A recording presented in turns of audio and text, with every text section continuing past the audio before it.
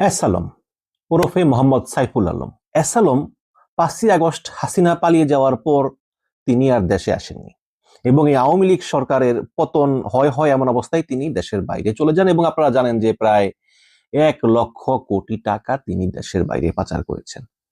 তো ইউনূস সরকার তার বিরুদ্ধে অনেক পদক্ষেপ নিয়েছে, বিশেষ করে ইউনূস সরকারের সময় বাংলাদেশ ব্যাংকের গভর্নর আহসান এইচ মনসুর সাহেব তিনি বিভিন্ন দেশ বিদেশে ঘুরে বেরিয়েছেন শুধু এই অ্যাসালমের পাচারকৃত সম্পত্তি পুনরুদ্ধার করে বাংলাদেশে ফিরিয়ে আনার জন্য। হয়তোবা এই কারণেই আহসান এইচ মনসুর সাহেবকে খুব অপমানজনক ভাবে বিদায় নিতে হয়েছে এবং এরপর বিএনপি সরকার এলো এবং বিএনপি সরকার ইউনূস সরকারের আমলের করা যে মামলাগুলো, যে পদক্ষেপগুলো, এগুলোর ধারাবাহিকতা ইচ্ছায় হোক অনিচ্ছায় হোক এগুলো মানে ধারাবাহিকতা বজায় রাখলো এবং বিএনপি সরকার বাংলাদেশ ব্যাংকের গভর্নর নিয়োগ দিল মোস্তাকুর রহমান, একজন গার্মেন্টস ব্যবসায়ীকে, যিনি অ্যাসালমের ছোট ভাই লাবুর বিজনেস পার্টনার ছিলেন এক সময়। তারপরেও বিএনপি সরকার বলতেছে যে না, আমরা কোনো সমঝোতা করিনি, আমরা এই মানি লন্ডারিং যে করেছে অ্যাসালম তার বিরুদ্ধে আমরা পদক্ষেপ নিব। ইউনূস সরকার কিন্তু অ্যাসালমকে একদম দৌড়ের উপর রাখছে। আপনাদের খেয়াল আছে কিনা জানি না, ইউনূস সরকারের আমলে অ্যাসালমের মা মারা যায়, তখন অ্যাসালম সরকারের ঊর্ধ্বতন কর্তৃপক্ষের সঙ্গে যোগাযোগ করে যে আমি দেশে এসে শুধু মায়ের জানাজাটা পরেই চলে যাব। তো ইউনূস সরকার বলছে যে না, এটা তো আর হয় না, আপনি আসতে পারেন, আসলে আপনি গ্রেপ্তার হবেন, আপনি যেতে পারবেন না, কারণ আপনি দেশের এত টাকা পাচার করেছেন যে আপনাকে ছাড়া যায় না। পরে পোলাপাইন কেউ নাই, মা মারা গেল, মায়ের জানাজা এমনিতেই পড়া হয়ে গেল, কেউ আসতে পারলো না। তো এটাই ভাবি যে অনেকে মায়ের জানাজা পড়তে পারে না বিভিন্ন কারণে, বাট এগুলো সব গর্বিত কারণ যে কেউ কেউ সরকারের বিরুদ্ধে কথা বলে, সরকারের যে অত্যাচার অন্যায় তার বিরুদ্ধে কথা বলে অনেক বিএনপি জামাত নেতা কর্মীরা দেশে আসতে পারেনি, মায়ের জানাজা পড়তে পারেনি, বাবা জানাজা পড়তে পারেনি।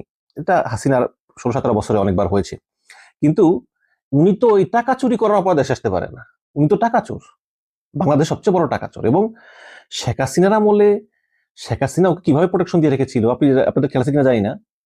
2023 সালের 2023 সালের আগস্ট সেপ্টেম্বরের দিকে ব্যারিস্টার সুমন এই অ্যাসালমের পাচার করা টাকা অনবরত পাচার করে নিয়ে যাচ্ছে। তখন কিন্তু মানে কঠিন মৌসুম চলছে টাকা পাচার করার। 2023 সালের পুরোটা বছর জুড়ে অ্যাসালম প্রচুর টাকা পাচার করেছে, মানে ভুয়া ভুয়া নাম দিয়ে 10 কোটি, 30 কোটি, 50 কোটি এরকম ইসলামী ব্যাংক থেকে করতেছে। তখন ব্যারিস্টার সুমন একটা মামলা করেন বা একটা রিট করেন আদালতে এটা বন্ধ করার জন্য। তখন সেই আওয়ামী আমলের শপথবদ্ধ বিচারপতি এনায়েতুর রহিম, যেই এনায়েতুর রহিম একজন বিচারপতি হয়ে বলেছেন আমরাও রাজনীতিবিদ, আমরা শপথবদ্ধ রাজনীতিবিদ। তো সেই শপথবদ্ধ রাজনীতিবিদ তিনি বলেছেন যে নির্বাচনের আগ পর্যন্ত আমি অ্যাসালমের বিরুদ্ধে সকল তদন্ত বা রিটের উপর স্থগিতাদেশ দিলাম। তো এটা কেন দিল? অবশ্যই শেখ হাসিনার নির্দেশে। আপনি কি মনে করেন এই যে অ্যাসালম এত টাকা পাচার করেছে বিদেশে, এগুলোর ভাগ জয়কে দেয় নাই বা হতে পারে বিএনপি কাউকে দেয় নাই?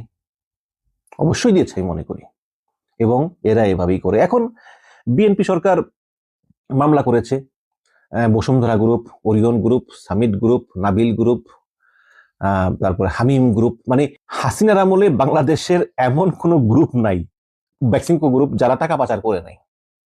NASA group. তো এখন হাসিনা তাদের সবাইকেই বলেছে যা পারো টাকা পাচার করো, কোনো সমস্যা নেই, শুধু আমাকে ক্ষমতা টিকিয়ে রাখো। তো সবাই করেছে কম বেশি।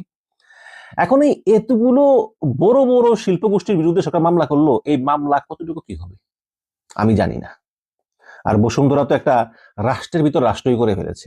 হ্যাঁ, তাদের যা খুশি তা করে, যার জমি মঞ্চা দখল করে, যার মেয়েকে মঞ্চায় প্রেম করে ছুঁড়ে ফেলে দেয়, এটাই তো ওদের চরিত্র। এখন নতুন আপডেট হচ্ছে বাংলাদেশ সরকারের যে পদক্ষেপ, যে বাংলাদেশ থেকে 1 লক্ষ কোটি টাকা পাচার করে অ্যাসালম বিশ্বের বিভিন্ন দেশে প্রপার্টি খরিদ করেছে এবং নিজেও সাইপ্রাসের এবং সিঙ্গাপুরের নাগরিকত্ব নিয়েছে। তো এই সম্পত্তি পুনরুদ্ধার করার যে চেষ্টা ইউনূস সরকার শুরু করেছিলেন তারই ধারাবাহিকতা বজায় আছে এবং সম্প্রতি সাইপ্রাসে অ্যাসালমের কিছু সম্পত্তি জব্দ করা হয়েছে। তো অ্যাসালম এই সম্পত্তি টিকিয়ে রাখার জন্য তিনি উকিল নিয়োগ করেছেন, ইংল্যান্ডের স্বনামধন্য উকিল। আপনারা জানেন যে ইংল্যান্ডে অনেক ল ফার্ম আছে, মানে এমন অনেক ল ফার্ম আছে যে এদের সঙ্গে 10 মিনিট কথা বলে 10 লাখ টাকা দেওয়া লাগে। মানে এদের এত মূল্য। আপনি সে উকিলের সঙ্গে 10 মিনিট আইনি পরামর্শ করবেন, 10 লাখ টাকা নিয়ে যাবে, এরকম। তো এরকম এক্সপেন্সিভ উকিল নিয়োগ করেছে এবং সেই উকিলদেরকে শুধু মে মাসেই 5 কোটি টাকা বিল দিয়েছে, শুধু অ্যাসালমের সম্পত্তি রক্ষা করার জন্য। তাহলে আপনি চিন্তা করেন যে এক মাসে হয়তো বা 2-1 দিন কথা বলছে, তার জন্য 5 কোটি টাকা। আসলে চোরা টাকা, তো চোরা টাকার মায়া নেই, চুরি করে আনছে, যা যায় যাক। তো এই উকিলরা আবার সম্প্রতি গোপনে বাংলাদেশে আসছে, আইসা বাংলাদেশ ব্যাংকের ডেপুটি গভর্নর জাকির হোসেন চৌধুরীর সঙ্গে দফায় দফায় গোপন মিটিং করেছে, মিটিং করে আবার চলে গিয়েছে। এখন এখানে একটা প্রশ্ন আছে, প্রশ্ন হচ্ছে যে 2-3 জন সাদা, যেহেতু ইংল্যান্ডের ল ফার্ম সাদাই ধরা যায় এবং খুব এক্সপেন্সিভ সলিসিটর, সাধারণত এদেরকে কেসি বলা হয়, আগে কিউসি বলা হতো, এখন কেসি, কিংস কাউন্সিল। তো তারা সাধারণত সাদাই হয়। তারা ঢাকা এয়ারপোর্ট দিয়ে ঢুকলো, কেন ঢুকলো, কি উদ্দেশ্যে ঢুকলো, সরকার জানবে না? তারপর তারা গোপনে গেল, বাংলাদেশ ব্যাংকের ডেপুটি গভর্নরের সঙ্গে কথা বললো, তারপর তারা আবার নিরাপদে বাংলাদেশ ছেড়ে চলে গেল। এবং এটা আমরা জানলাম ডেলি ওয়াদা পত্রিকার মাধ্যমে। পরে বাংলাদেশ ব্যাংকের ডেপুটি গভর্নর জাকির হোসেন চৌধুরীকে জিজ্ঞেস করা হলো যে ওরা কেন আসছিল, কি বললো? বলছে না, ওরা এমনিতেই আসছে, আমরা বাংলাদেশের অর্থনীতি, সমাজনীতি, রাজনীতি নিয়ে কথা বলেছি। মানে কি পাগল পাইছে আমাদেরকে? আমরা অ্যাসালমকে নিয়ে কোনো কথা বলিনি। অ্যাসালমের নিয়োগকৃত সলিসিটর আপনার কাছে আসলো, একদম ইংল্যান্ড থেকে উড়ে বাংলাদেশে আসলো আপনার সঙ্গে কথা বলতে, আর আপনি এটা নিয়ে কোনো কথা বলেন নাই। তো এই জাকির হোসেন চৌধুরী, তিনি অনেক গোপন তথ্য, অনেক গোপন ডকুমেন্ট তিনি তুলে দিয়েছেন এই সলিসিটরদের হাতে, কোনো সন্দেহ নাই। এখন সরকার ইচ্ছা হোক অনিচ্ছাই হোক, এই খবর শোনার পরে বাংলাদেশ ব্যাংকের ডেপুটি গভর্নর জাকির হোসেন চৌধুরীকে বরখাস্ত করে নতুন আরেকজনকে নিয়োগ দেয়, সম্ভবত আনিসুর রহমান, আমিনুর রহমান একজনকে নিয়োগ দেয়। এই অ্যাসালম হচ্ছে দেশের শত্রু, যে বাংলাদেশের ব্যাংক খাতকে ফোকলা করে দিয়েছে, বাংলাদেশ থেকে 1,00,00,000 টাকা পাচার করেছে। সেই অ্যাসালমের নিয়োগকৃত উকিলের সঙ্গে আপনি একজন সরকারি কর্মচারী হয়ে গোপনে বৈঠক করলেন, করে সকল গোপন ইনফরমেশন আপনি দিলেন, হয়তো ডকুমেন্টও দিলেন। এটা জানার পরে শাস্তি হচ্ছে শুধু চুক্তিভিত্তিক নিয়োগটা বাতিল, গ্রেপ্তারও না, বিচারও না। এই হচ্ছে গিয়ে বাংলাদেশের অবস্থা। এখন আমি জানি না সরকার কি করবে এবং এই অ্যাসালমের বিরুদ্ধে কতটুকু করতে পারবে। অ্যাসালমের টাকা আছে, সে মানে চুরি করে নিছে, তো চারিদিকে বিলায়, আওয়ামী লীগকে দেয়, এখনো আবার প্রয়োজনে বিএনপি কেও দিবে, অথবা দেয়ও, বা জামাত কেও দেওয়ার চেষ্টা করবে। এই অ্যাসালম কিন্তু একসময় জামাতপন্থী ছিল, কিন্তু এই আওয়ামী লীগের আমলে শেখ হাসিনার সঙ্গে মিশে পুরো আওয়ামী লীগ হয়ে যায়, ইসলামী ব্যাংক দখলে নেয়, আরো 6টা ব্যাংক দখলে নেয়, 21টা টেলিভিশন 1 টাকায় দিয়ে কিনে নিয়ে যায়, এই আর কি। তারপর থেকে শুরু হয় তার তাণ্ডব। তারপরে আরো অনেক কিছু আছে। বাঁশখালী বিদ্যুৎ প্রকল্পে 3,000 কোটি টাকার ছিল ট্যাক্স, ওই যে বাঁশখালী বিদ্যুৎ প্রকল্পের জন্য যে মালামাল কিনবে, সজীব ওয়াজেদ জয় ফোন করে বলে মাফ করে দাও, পরে 3,000 কোটি টাকা ট্যাক্স মাফ করে দেয়। আরো অনেক বিভিন্ন বিষয়গুলো বললে আজকে সারাদিন শেষ হবে না। তবে লেটেস্ট হচ্ছে যে সে উকিল নিয়োগ করেছে, মে মাসে 5 কোটি টাকা বিল দিয়েছে। সেই উকিলরা গোপনে বাংলাদেশে আসছে, বাংলাদেশ ব্যাংকের ডেপুটি গভর্নর জাকির হোসেন চৌধুরীর সঙ্গে গোপনে মিটিং করেছে এবং মিটিং করে আবার নিরাপদে বাংলাদেশ ছেড়ে চলেও গিয়েছে। এবং সরকার এটা জেনে বা বাধ্য হয়ে এই জাকির হোসেন চৌধুরীকে বহিষ্কার করেছে চাকরি থেকে।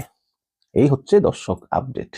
এখন দেখা যাক কোথাকার পানি কোথায় গিয়ে গড়ায়, দেখা যাক বাংলাদেশ সরকার কি করতে পারে আর অ্যাসালম কি করতে পারে, এবং বাংলাদেশ সরকার কি আসলেই চায় যে অ্যাসালমের কাছ থেকে সম্পত্তি পুনরুদ্ধার করতে, নাকি এটা আসলেই লোক দেখানো, ইউনূস সরকারের পদক্ষেপের ধারাবাহিকতা রক্ষা করা কোনো মতে।